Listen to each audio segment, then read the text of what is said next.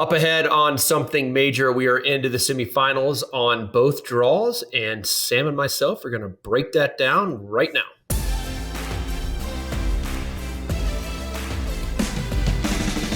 All right, welcome back to something major. John Isner, I'm here. Brief hiatus. Missed 2 episodes. I was flying during both of them. A little bit unfortunate. Joined with Sam Querry over in London and the team at Sift Creative. Our Cal Ripken, Stevie Johnson, Iron Man, is not on the pod today. I don't know. It's a family deal or something. He's fine. I feel like we've done, 83, 84 episodes? He's legitimately probably been on 81. Yep, for sure. He's got good numbers. That's why he's Cal Ripken. Great numbers. Jack just finished up his doubles match in Newport. Maybe he's getting some treatment, right? Just so people know, I'm at Wimbledon, on the lawn. A lot of people streaming the Jack Sock Bill Ackman Challenger match today while Novak Djokovic was playing. Yeah, it was 2 great matches going on at the same time. It was tough to pick one. What'd you think of the match, Sam? Let's be honest. Watched a few games. It looked like a pro-am. I mean, it's a little tricky on grass. It is a little tricky. I think the other guys, that's a brutal surface to play doubles on too. Tomek and whoever he was playing with, I think they realized that Tomek and his partner won 6-1, 7-5. I think they realized they were going to beat them regardless. So maybe started having a little fun. Maybe didn't lock in, engaged. But I don't know. The whole story was great. I love that Ackman played, and I'm telling you, a lot of people were curious. Oh, for sure. Absolutely. So I'm all for it. Hedge fund billionaire guy, go playing pro tennis, plucking a guy out of retirement, a nothing major guy, no less. Yeah, exactly. It was a great story. Yeah. Grounds were packed. People wanted to see it. But that was Jack's brief return to pro tennis. I don't think he's going to be going back to it anytime soon. What else has been going on besides Wimbledon? Sam, you see Fabio announced his retirement today. Fabio Fognini. I did see that. Not surprising. We've known Fabio for a while. I think we saw this coming. Incredible effort from him first round here against Alcaraz. Did he say where is he retiring? Did he say U.S. Open? Effective immediately. Immediately. You don't hear that too often in tennis. Yeah, you don't. I think he was giving it some time, and in my mind, he had an unbelievable send-off moment. How can he top that? Right. And so I think that's what he was thinking. How can you top walking off of center court at Wimbledon to the 2-time defending champ, losing in 5 sets, to a rousing standing ovation at 37 or 38 years old, or whatever he is, 38 years old right now. So kudos to him for hanging them up. Really, it's not that easy. He could hang on and play some challengers, maybe play a few more Grand Slams, but what a moment right there. He's got a beautiful family back home. He's going to be spending a lot of time with them now. Yeah, I think we're still going to try to bring him on, too, for the American pet peeve section, right? He seems like he would be the best player, best person for American pet peeve. So we promised to the fans, we're going to, in the next 2 months, we're going to get him on here. Yep, for sure. We'll let his retirement settle a little bit. We'll give him a couple days before we reach out. Yeah. It'd be great to get him on, right around Cincy. Yes. Because that is the tournament that the Europeans like to complain about. Yes. That's our promise to our fans. We're getting Fabio on the pod. We think he would be a fantastic guest. But on to the tournament, Sam, the one that you're at right now. Let's start on the men's side, and let's start with today's match, the first match that finished on court number 1, number 1 seed, Sinner, taking out Ben Shelton 7-6, 6-4, 6-4. Sam, did you get to watch some of that match? Were you doing any TV for that match? Or I didn't do TV today. I was doing some other stuff. I was playing the Legends here. Didn't play today, but yeah, I watched most of the match. The big question obviously was Sinner's elbow. Yesterday, it was was he going to practice? He did practice a little bit indoor. Today he came out with the arm sleeve on. So I think the big tell was all right, these first few games, how's he going to look? And when he warmed up this morning at Orangi, the practice courts, he looked fine. Bunch of reporters there, was striping the ball. So the word before the match was kind of Jannik looks fine. And then I feel like you watch that match 6, 7, 8 games in, it kind of looked like Jannik was fine, and Ben was hanging with him, hitting big serves. But because Jannik was fine, you're just kind of felt that Jannik was going to. He's just so tough from the baseline. If he can neutralize Ben's serve, which he can do, he's just too good. And that scoreline reflected it. I mean, Ben kind of there in the first set, but then Jannik is just Jannik, and you just felt like it was just going to be so tough for Ben to find a way to get through Jannik somehow. Yeah, I think that was my takeaway as well. Even in the first game, like Ben came out, like he held serve, all right? But the 2 points he lost that game were on second serve. When he's not getting a free point on serve, Jannik's hitting a great return, and they're in a baseline game after that. And as good as my mind, I think Ben's playing so well from the baseline. Like, again, not a bot at all, in my opinion, but it's just step up in class when you're trying to essentially win a baseline game against Sinner.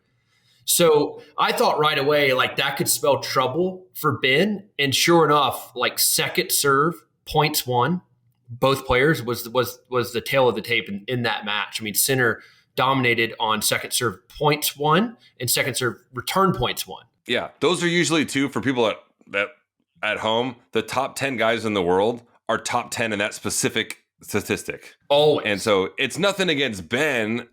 Like, Sinner's going to do that against everyone. Apart from Novak and Carlos. And Carlos, in my mind. Yeah. Those are the two guys that, like, Sinner's not going to absolutely dominate neutral ball rallies against. Yeah. So, but great tournament for Ben. I mean, look, the Ben coming into slams, I don't care if he's lost 7 in a row, doesn't matter. He steps up in slams. Like, from this point forward, I will never be surprised if Ben is in his second week of a slam.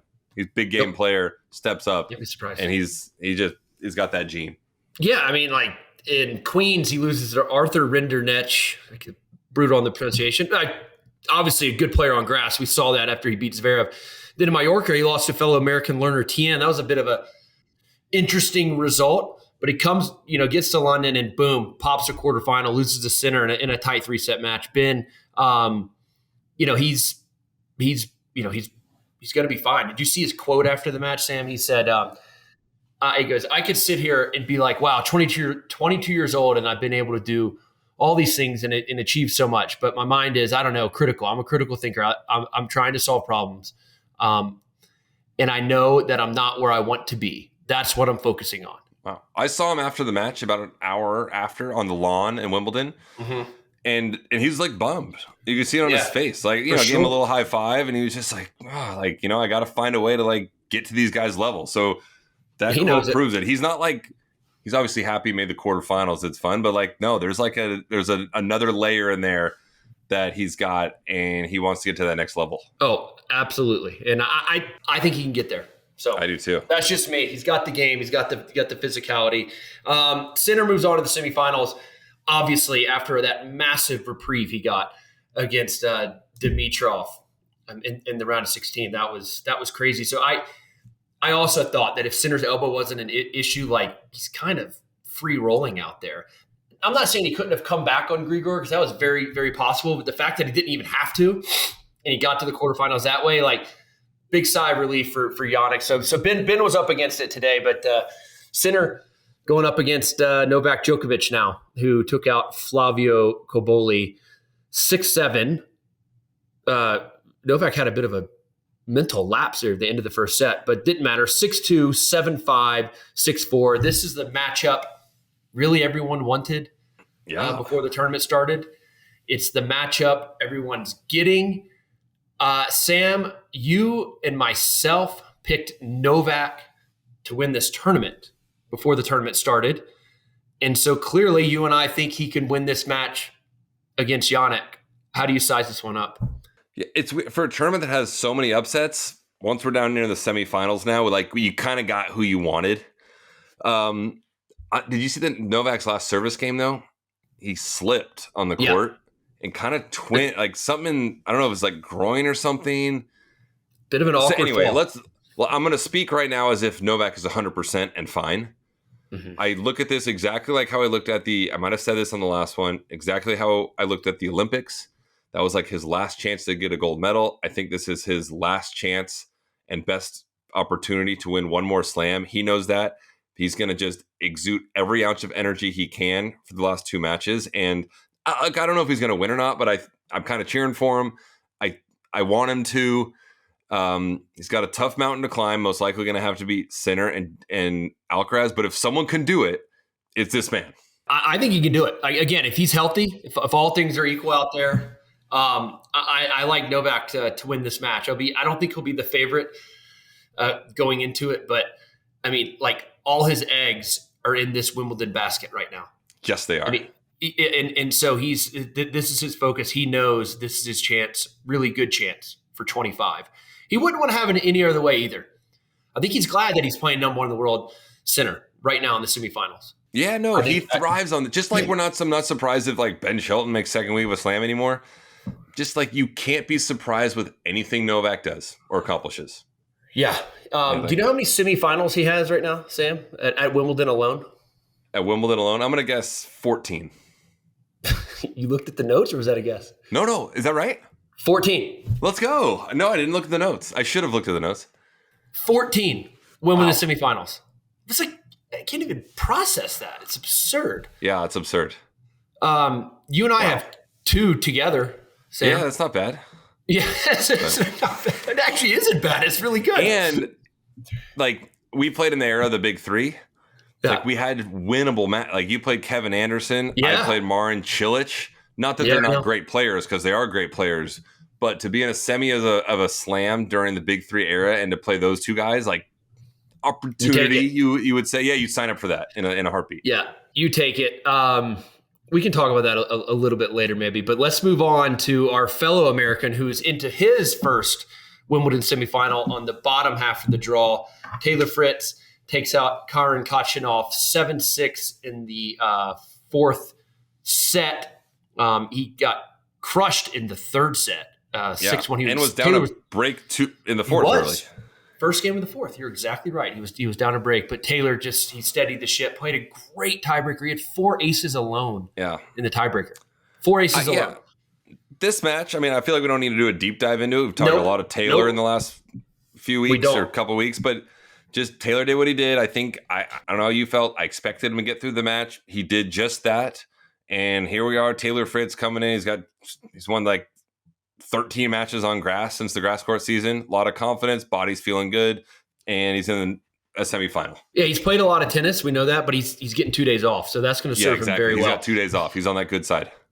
We should pat ourselves on the shoulder because a couple episodes ago, Sam, you asked, is Taylor the 3rd best grass court player? And I think at the end of it, maybe. Second. Okay, that was the question you posed. I think the end of it, all of us agreed that he's the 4th best grass court player. Yeah. And boom. But yeah, I think the people that kind of came after us, I'll be looking for an apology in the comments. Yeah, absolutely. But he now goes up against Carlos Alcaraz, 2-time defending champ, destroyed Cameron Norrie. That was Carlos's best tennis. So, Carlos is looking good. I mean, good tournament for Norrie. Norrie came through a bit of a soft section. Very good. Again, no offense to Cam, he can't do anything that can hurt Carlos. Carlos is he was having fun out there. He is playing clean right now. He is confident. He plays Taylor now. He's going to be like a heavy favorite in that. Assuming he gets through it, he's going to be in the final with just never really being tested, minus that Fognini match a little bit, and just riding high on confidence. I think I saw 2. Is that 22 matches in a row? 23 or something? I don't know. That's the beauty of our show. We don't verify anything. We don't check. Okay, well, Sam, you kind of glossed over this, but do you give Taylor, like, what type of chance do you give Taylor? No chance. Unless Carlos has some type of injury during the match, I give Taylor no chance. I hate to say it. You know what? I hate to say it. Carlos is too good right now. You give him a chance? I do. I disagree with you. And let me say, I hope Taylor proves me wrong. I hope he proves me wrong. I know you do. I just think Taylor's crazy enough to. Yeah. Taylor certainly believes he's going to win this match, so he's going to take the court with that belief. He has 2 days off. He's full of confidence. He doesn't move as well as Carlos. What does he do better than Carlos? Anything? He competes every bit as good as Carlos Alcaraz. I agree with you on that. And is his serve better than Carlos? And you know what, Sam? His serve is better than Carlos. He has better serving stats. He's not maybe backing it up with better stuff than Carlos. Obviously, the massive edge and movement goes to Carlos, but backhand to backhand, I don't mind Sam. I don't mind Taylor in that pattern. Taylor's got a 20% chance on the betting odds. There you go. I would give him a little bit higher. I mean, if you're in a semifinal, as you know, and I don't care who you are, you're playing well. You're playing big tennis if you're in the semifinal of a major. Yep, absolutely. So I don't know. I'm not calling the upset, but I think it's going to be an absolute battle out there. But we're all pulling for Taylor. I'm gonna go Carlos. Carlos in 3. Taylor can hurt Carlos more than the Cam Norrie can. That's for sure. That's for sure. All right. Well, that's Taylor's first Wimbledon semifinal. A big moment for him. He's lost back-to-back. Well, not maybe back-to-back. He lost quarterfinals last year to Musetti. Then he lost that famous quarterfinal against Nadal, 7-6 in the 5th. So it's good to see him get over the hump, get into the Wimbledon semifinals. It's a place that, as you mentioned earlier, Sam, you and I have been once before, failing to reach the finals. Your match against Cilic, you won the first set, didn't you? I did, then lost the next 3. I played all right. I was a little prior to that match. I had beaten Tsonga in 5, Kevin Anderson in 5, Murray in 5, and so honestly, I went into it. I was a little tired, but in the back of my mind, knowing like, all right, I'm playing Cilic. I'm not playing one of the big 3 to make a slam final. Like that gave me a little confidence, and then I won the first set 7-6.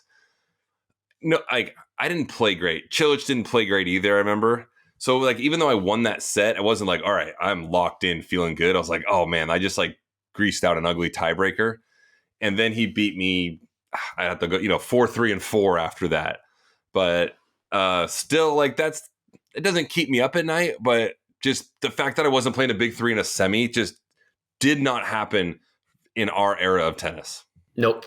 Yeah, for sure. Yeah. Just like, and you got to play Kevin. Yeah, who's also so good. You lost in a so 5. Good. I mean, 5. It was like 24-22. Right? I know. They changed the rule afterwards, but that was a brutal match to be part of. I was up 2-1. I mean, I was pretty close to making the Wimbledon final. But then you get in a match where, Kevin's serving massive, like serving huge. Like I'm serving huge. Like not, and people actually forget the fact that he beat Roger in the quarterfinals. Kevin did down 2 sets to love. I know. Held beat him on court 1. Yeah, Roger was a little annoyed he played on court 1. Super weird. It's like Roger should never be on court 1. But because on this, I don't know, the schedule was weird. So they put Roger on 1, which is absurd. But he beat Roger like 13-11 in the 5th or something like that. Yeah. Just was tough holding serve and taking cracks at return. Would like to have that one back. I would have been a massive underdog against Novak.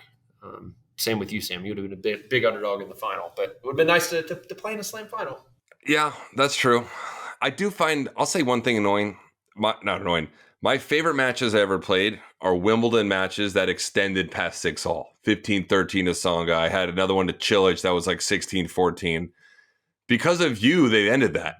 Yeah, I had a big part. I've always thought because of your Mahut match, they overreacted to one crazy match, and we're like, all right, we have to stop this. But they didn't do it right then and there. I know. Even that Kevin Anderson match, I feel like they overreacted. Since that match, well, there's been some tiebreakers in the 5th, but not many. It's just like I like that. I wish we still played on. I feel like those matches are needles in a haystack. Yeah, they are. You have a good experience. I could be in the minority with that, but I want them to play out, just at this one at least, at Wimbledon. Well, I'll tell you what happened. In 2019 was the first year they changed the rule. And the whole tournament happened. There wasn't a single 7-6 in the 5th match until the finals. Federer, right. Djokovic. 2019. But that was when that back then they had it at 12-all. Do you remember? They had for a brief moment of time, they made it 12-all. 12-all. And I wish they got to 12-all and they played a tiebreaker. I wonder if they'll ever go back to old school and just play it out until someone wins by 2. I hope so. Now that I'm retired, I don't know. They overreacted to your match. It would be good to poll the players on that, because I do think players, after you've played for a long time, maybe especially at the other slams too, like you're exhausted, like the finality of a tiebreaker, maybe they players appreciate? I don't know. But let's move on to the women's draw, Sam. We have one American left flying the flag, Amanda Anisimova, and she took out Pavlyuchenkova 1-6. But now she plays the big favorite Sabalenka in the semifinals, who got through a really nervy match. Really nervy. I was playing my Legends match. James Blake and I, I'm sure everyone wants to know, we lost to Bruno Soares and Jeremy Chardy in a heartbreaker. I was going to do a deep dive on that, Sam. But we were paying attention to the score of the Sabalenka match against Siegemund. Then I watched the highlights. Siegemund's tricky. She's drop shotting. She's chipping balls. It's like no one ever plays like that. But credit to Sabalenka for just battling through. Sometimes you got to win ugly and find a way. She did that. I think she said she credited, I'm going off memory right now. I'm not going off notes. Like that Roland Garros final against Coco and how like it was windy and didn't play her best. And this was kind of like that to a sense. And just credit to Sabalenka. You're exactly right. Is a quote from Sabalenka. Honestly, I think there's a big possibility I wouldn't have lost this match if I hadn't learned that lesson at the French Open. And in some moments, I kept reminding myself, come on, it's a quarterfinal of Wimbledon. You cannot give up. You cannot let the emotions take over you and lose another match. No, credit to her. She just found a way to win against the crafty opponent in Siegemund. And now, she plays Anisimova, who should have won 1-2, I think. She was up big. That second set got a little dicey. But again, she got through it. But Amanda is 5-3 against Sabalenka. I don't know if you knew that. For me, this is like the de facto final. I think the winner of this is winning the tournament. Iga's quietly become the best grass quarter in women's tennis. She's finally playing really well on grass. I know what you mean. You know what I mean, right? I don't know. Anisimova hits such a big ball. Obviously, so does Sabalenka. This is probably two of the biggest ball strikers on tour, up with Maddie Keys. Immediately comes to mind. Yeah, this is a good match, and I think it's great to see Anisimova. There's so many great American players. She's one that you don't really hear that much about, even though she's the 13th seed. Yeah, there's just so much talent on the women's side. I think she'll be top 10 after this now. Yeah, I'm sure she will be popping a semifinal. Yeah, but this is a tough. I'm not going to bet on the match. I wouldn't. I don't know where to go on this one. Sabalenka and Anisimova. I gotta favor Sabalenka. Yeah, but then if Sabalenka makes the finals and she's after losing back-to-back finals, crap ton of pressure on her. Yes, to win Wimbledon. If she doesn't want to lose 3 straight finals, it would be a Buffalo Bills scenario. Yeah, that's probably never happened, but that'd be wild. Yeah. The other half of the draw is Iga Swiatek is finally playing her best grass court tennis. She won 2-5 over Samsonova, and she will go up against a bit of a dark horse here, Bencic. Yeah, the mother, Belinda Bencic. Yeah, we've heard a lot about that. Takes out Mira Andreeva 6-6. You gotta Iga. I feel like the last 3-4 years, I've been waiting for Iga to play really well on grass, and didn't quite understand why she never had a big result at Wimbledon. Seems like she's finally putting it together. Yeah, and she's going to be a pretty heavy favorite in this one. But yeah, she just she lost the 1 set to McNally, I can recall. But she's been winning convincingly every match. She looks good. She's confident. I like her to get through that against Bencic. Bencic looked good today. I mean, Andreeva, I'm a big Andreeva fan. I was cheering for her. I was pretty bummed that she lost. Not that I don't like Bencic, but they're both, but they're both amazing. I actually don't know Mira at all, but I know Belinda. She's very nice. I think I've entered the top 10 of the Mira Andreeva fan club. I'm in the top 10. Dude, she came to the desk when Roland Garros had the best personality ever. That match today, I feel like she was a favorite to get through. Yeah. But Bencic is just on kind of one of those heaters and found a way to fight it off. And absolutely. Andreeva now, though, she's still 18. She's just consistently getting to quarters of slams, winning big events as we saw earlier in the year. She's going to be holding those trophies soon. Yeah, I think Bencic, she's on a baby heater. We've spoken about Maybe that. here she's not beating Iga though. There's just I think No, Iga I don't think so. Iga rolls in that. Yeah, I mean, but Iga's biggest weapon is her movement on the grass. I saw a slow mo of her sliding out to her backhand side on her left outside leg. It's ridiculous. Like she looks Everyone like Sinner slides doing that. Not really, dude. But not like Iga can. Yeah. True. On grass. But yeah, no, she's the best mover on any surface for the women. Speaking of Sinner, you see when he slides in the grass how flexible his ankles are? It's ridiculous. Like it's the same thing with crazy. Iga. I don't know how they do. Yes, her ankles and her knees, like they can withstand like so much torque. Yeah, and they're so flexible. Yeah. No, so flexible. It's crazy. But back to Andreeva, but I know she's out of the tournament. But did you see that interview she did after the post match when Roger was there? She talked about how nervous she was. Yeah, it's awesome. Did you yesterday? Her coach. Yeah, and she made the sign. Made the sign. Is her coach? Sorry, Conchita Martinez. Wow, she made the sign. Went out and watched her play Legends. And it was awesome. Oh, it was so good. It's like a WWF sign, like in the crowd. It was like fantastic. We got to get on Mira on the pod. That would be awesome. She's like now one of my like top 5 guests I want on the pod. Mira Andreeva. I totally agree. She is awesome. She needs to get her flag back too. I mean, come on. Yeah, dude. Seriously. Okay, all right. I'm glad we agree with that. Yeah, but, everyone's in agreement. Bencic versus Swiatek, excuse me, and Anisimova versus Sabalenka. That is a tasty semifinal.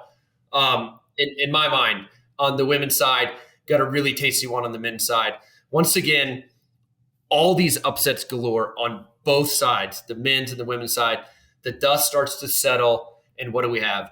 An amazing semifinal lineup. Set on both sides. So you got what you want. I mean, upsets are awesome, absolutely. but at the end, you do want like big names playing. Exactly right.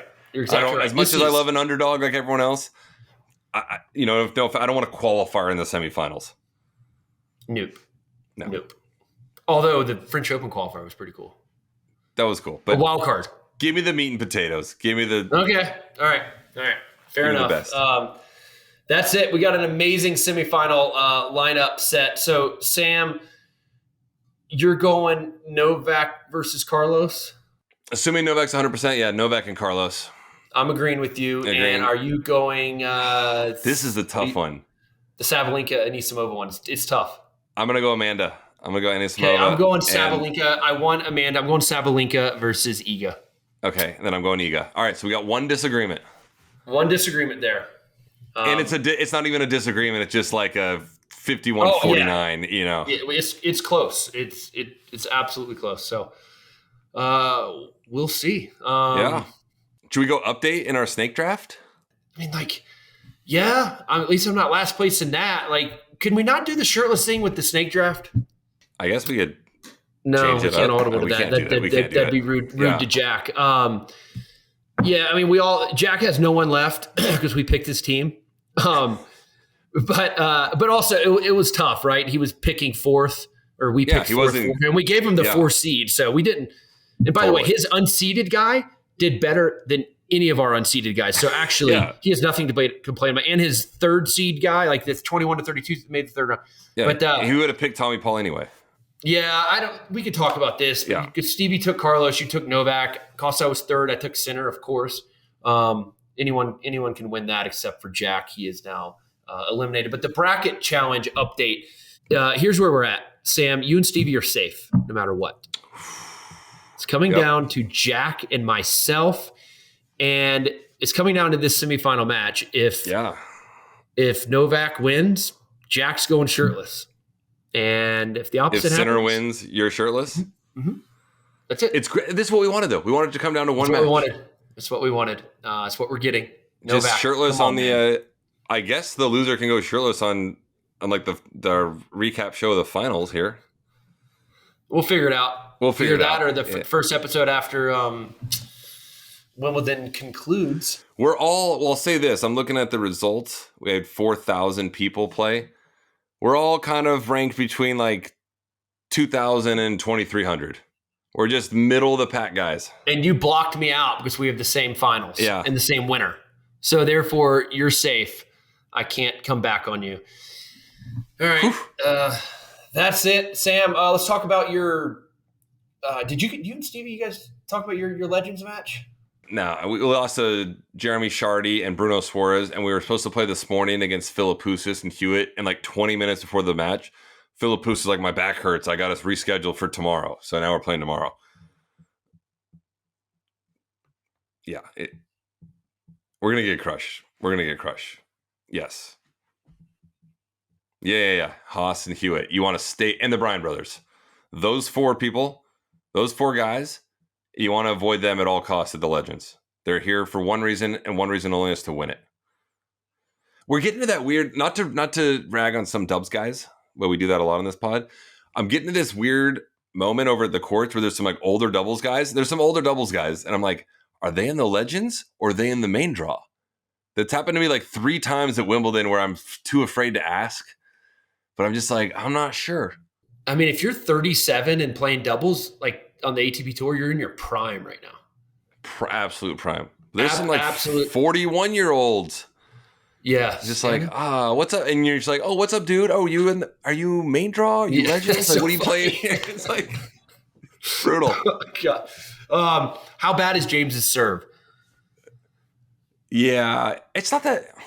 He's got no shoulder mobility. I mean, he's always had like the stiffest shoulder. He's still fast though. I know he's still fast as crap. It's annoying how fast he is. The serve just goes right in the pocket. Bruno Soares just lit us up yesterday. He was the best player on the court.